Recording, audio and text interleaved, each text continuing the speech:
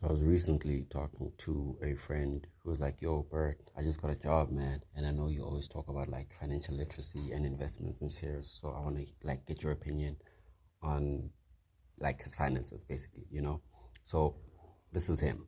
He earns 7,050, and he has basic savings of 500 rands every month, like without fail. He puts away 500 rand every month. That's beautiful. In my opinion, it should go up to 700, but that's neither here nor there.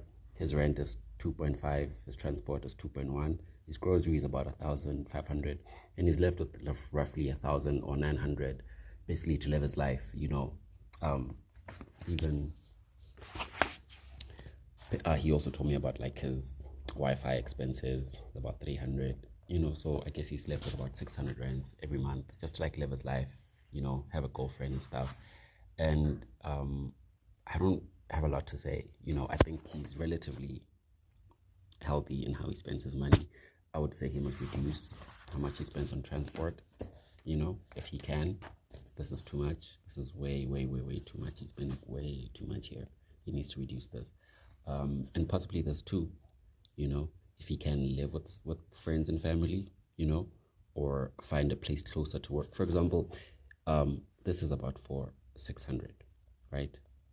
So if he gets a place that costs like 500, and then he goes to work for maybe 600, this is like 4.1, then he effectively saves 500 from this, so he can look at that. That's like the biggest thing. I told him, like, okay, look for a place maybe that's closer to work, that costs 3.5, and then maybe your transport now goes to like 600 or 1,000, and you can effectively get another 500 savings, and then at the end of the month you have another 1,000 instead of like 600. So that's the first real piece of advice I gave him. He spends too much on transport.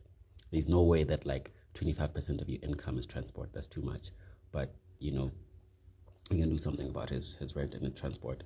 And I just told him to read this book, Psychology of Money. I think it's very important that he reads this book. It definitely will guide him on how to think about money and how to think about his expenses. And there's a saying that people like to say that you cannot financially literacy your way out of poverty. And I think that's true. Like, for example, this guy makes 7,000 rands. At this rate, he'll never be a millionaire.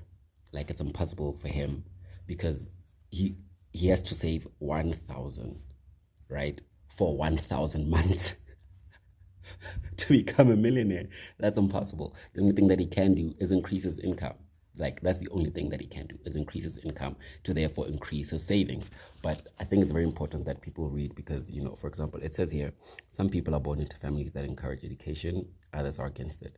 Some are born into flourishing economies, encouraging entrepreneurship, while others are born into war and destitution. I want you to be successful and I want you to earn it. But realize that not all success is due to hard work and not all poverty is due to laziness. Keep this in mind when judging people, including yourself. So, of course, we cannot financially literacy our way out of poverty, but we can create healthier financial behaviors and healthier financial outcomes for ourselves. So, for example, even with this 500 rands that he's saving, right, with my help here in rent, he can bump this 500 maybe to this 1,000 rands. If for the 18 months that he has this job, he saves this 1,000 rand for 18 months, he'll be left with 18,000 rands, right? This is even more than the 7,000 he gets a month. So with this, he can survive up to 3 months without income because he was able to save this while he had his income. So he didn't financially literacy himself out of poverty, but he financial literacied himself into some level of comfort and some level of peace of mind. So saving and investing will not make you wealthy as Elon Musk or as the billionaires and the millionaires. You will never get to that level earning this. It's impossible. But you can create some sort of financial health for yourself, save and invest, and create what people call emergency funds, what people call nest eggs, so that if something wrong were to happen, whether you were to lose your job or you to get an emergency, you are prepared for that emergency using the little income that you had because you saved that 1,000 per month for the 18 months which you have the job, and now you have 18,000. and nobody can take this 18,000 rands away from you. It's yours. You saved it. You invested it. Right? So, again, my bro, read this book or any other book you can get your hands on, and understand that, again, you cannot financially literacy your way into wealth, but you can learn certain things, right? Timeless lessons on wealth, greed, and happiness. You can learn certain things on how to use your money effectively to create peace of mind and happiness in your life. Oui.